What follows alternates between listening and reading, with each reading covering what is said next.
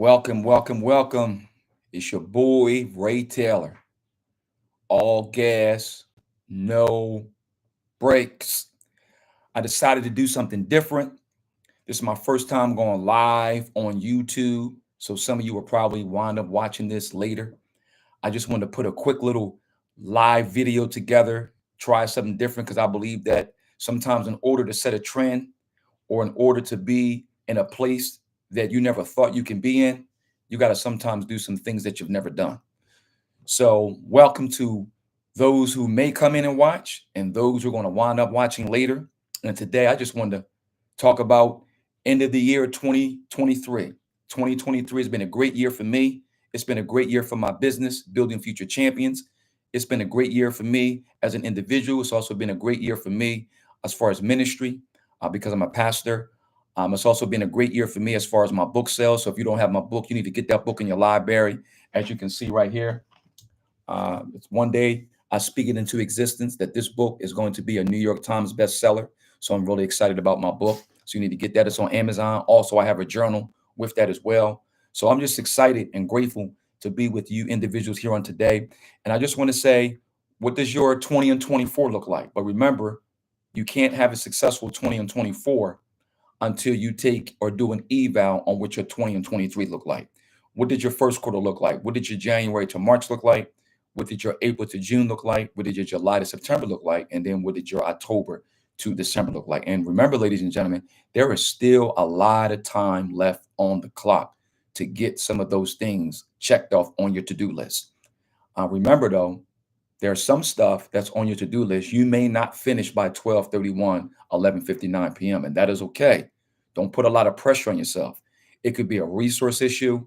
It could be a finance issue. It could be the fact that, maybe there's just some things that you just don't have the bandwidth or the time to develop it and put everything together and put it into production and put it into real time. It's all dependent, but don't trip that you can't get something done, because I know a lot of times, and I do that too as being a speaker and being a motivator. I say, oh, you got a lot of time on the clock, you need to get it done, you need to complete it. Well, sometimes there are certain tasks that you're just not going to get completed, and you have to be okay with that. But the question is, what is the plan around what that task is to make sure when you bring it over into 20 and 24 that you have a ending date, because that task has to have an ending date. Remember, you can't have a beginning date without an ending date. I learned that when I used to work in IT, and they used to make us do Microsoft Project. You have to build your milestones. And in Microsoft Project, you had to have a beginning date and you had to have an end date. That's the same thing with all the tasks and deliverables that you're working on. There has to be a start date and there has to be an end date. And somewhere in between that, you have to follow up on the follow up and make sure those tasks, whether or not they're dependent or whether or not they're interdependent, are being completed. And it is your job to make sure that it's being done. Hey, what's up, Anisha? Tag, post, share. Let them know that I'm out here on the air. But yeah, so the question remains is, what are some of the things that you still need to get completed, that you have the resources and the capital to get done by 2023? And then some stuff that may not be completed. You have to be able to balance that, right? You want to be able to balance that activity and make sure that you're not putting too much pressure on yourself. And then if you feel as though you don't complete it in 2023, that you're a failure. That doesn't mean you're a failure. It's just that it didn't happen, but you have a plan in place to ensure that in 20 and 24, it's going to get done, right? 20 and 23 was a great year, but also for some of us, 20 and 23 was also a year of ups and downs, highs and lows, twists and turns. So what did you learn from 20 and 23? What were some of the things that you learned? What were some of the things that you need to go back and fix? What are some of the things that you need to tweak? Where are some of the areas you need to make adjustments? Whether it's your business plan, whether it's how you're casting your vision, whether it's your demographics. Do you know who your client base is? Do you need to change and pivot from your client base? The audience or the customer base that you serve, do you need to change that? Does that need to be tweaked? Do you need to hire a marketing assistant? That's what I had to do because I realized that sometimes to make money, you got to spend money. So I had to hire a marketing assistant in order to rebrand my entire business model. That costs. You know what I'm saying? It costs.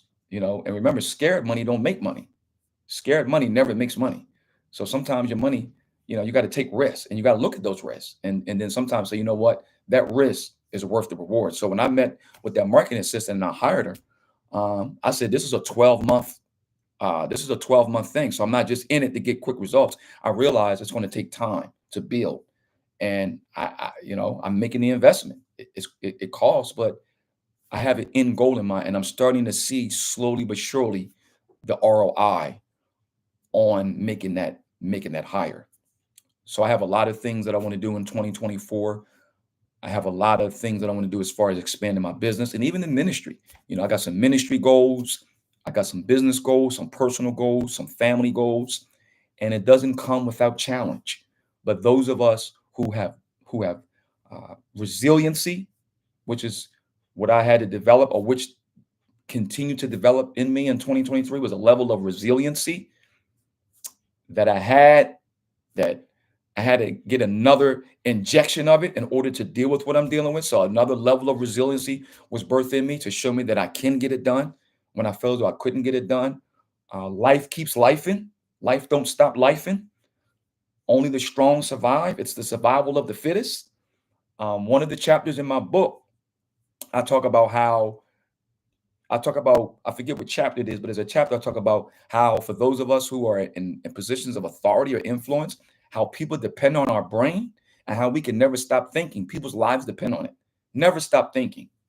People's lives depend. I'm always thinking about what's the next move. I'm always thinking about what's the next thing. What's the next this? What's the next that? Especially pastoring a church, running a business, being an entrepreneur, being an entrepreneur, always trying to figure out what is the next move. So now that I'm coming to the end of 2023, I'm evaluating a lot of things. I'm looking at things that I no longer lead, processes, people, environments where relationships or capital is now antiquated, and learning that it's not personal, but it's purposeful. As I go into 2024, I'm not going to continue to keep investing in a thing or a person or an area that's not yielding return on investment, and being okay with that. And other people are saying the same thing about me, and it's not personal. Relationships are reasons, seasons, and lifetimes, but all that stuff has to be evaluated. Evaluating how I'm spending my money, where I'm spending my time, where I'm spending my resources, and thinking about my entire plan. You know what I mean? My entire plan, my goal. I just met with one of my VIP clients, and I put out there on social media how they wrote on a piece of paper the different classes that they want me to teach.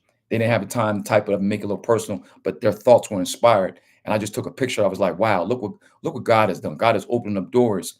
And this client has put a demand on my gift. See, when you are diligent about what you're doing, people will put a demand on your gift. So now I'm asking God to expand my territory. Let my gift not just be for church. I want my gift to go to the world. I don't believe I'm just called to church. I believe I'm called to the world. So wherever God decides to put me, I want to be able to act accordingly. And one of my scriptures now that I'm grabbing a hold to, because I'm a faith-based man, is Proverbs 22:29. It says, "Seest thou man that's diligent in business? Shall he not sit before kings? He shall not sit before mean men." And that word mean means people who don't have influence. I want God to put me in front of people to have influence, because I have something in me that I believe can change the world. So I'm evaluating that. I want to be more strategic. I want to be more intentional. So are you being intentional? Are you being strategic? Are you putting yourself in positions to be successful? Or are you still the hamster that's on the wheel? All that stuff has to be. December is the month of evaluation. So when you come into January, you're hitting the floor running, and you're not pointing your resources and your time and your energy and your effort in towards things that are not going to yield you a high ROI. Everything's about ROI, return on investment. So I just want to come on here quickly, but I also want to come on here and I want to test this YouTube live just to see what it was going to be like. So for those who are watching now and those that's going to watch later, I just wanted to drop a couple of different things. I want to do something different. Usually I do my episodes Drop them every Saturday at 8 p.m. Still stay tuned for that. But I want to also do a live, and I wanted people to hear what I had to say. And this is off the dome. This is freestyle. This is freestyle engagement and things that I like to do in order to drop wisdom nuggets out there in the people, for those that are listening. But the question is, what are you evaluating? Are you doing a SWOT analysis on yourself? Are you doing a SWOT analysis on your business? Are you doing a SWOT analysis on your partnerships? Are you doing a SWOT analysis on your finances? And a SWOT analysis, what strengths, weaknesses, opportunity, threats.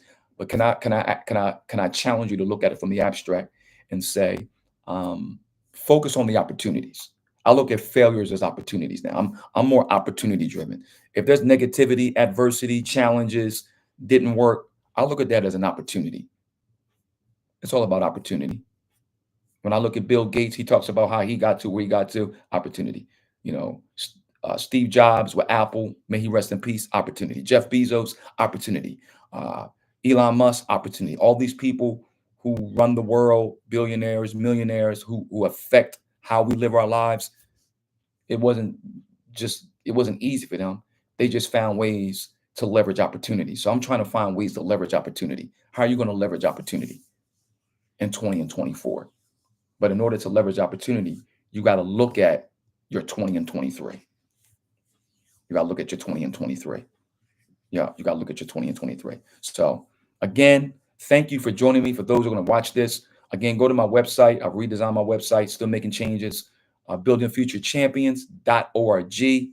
If you haven't, again, gotten my book, All Gas, No Breaks, it's out there on Amazon. I also have a journal. Go out there and get it. It will change and bless your life. My book is meant to be a book, to be a reference point for the rest of your life. For anybody who's a thought leader, change, world changer, whatever, my book's going to change your life. Hit me up in the comments, DM me on Instagram, Ray Motivates, YouTube, follow me. I'm on TikTok now.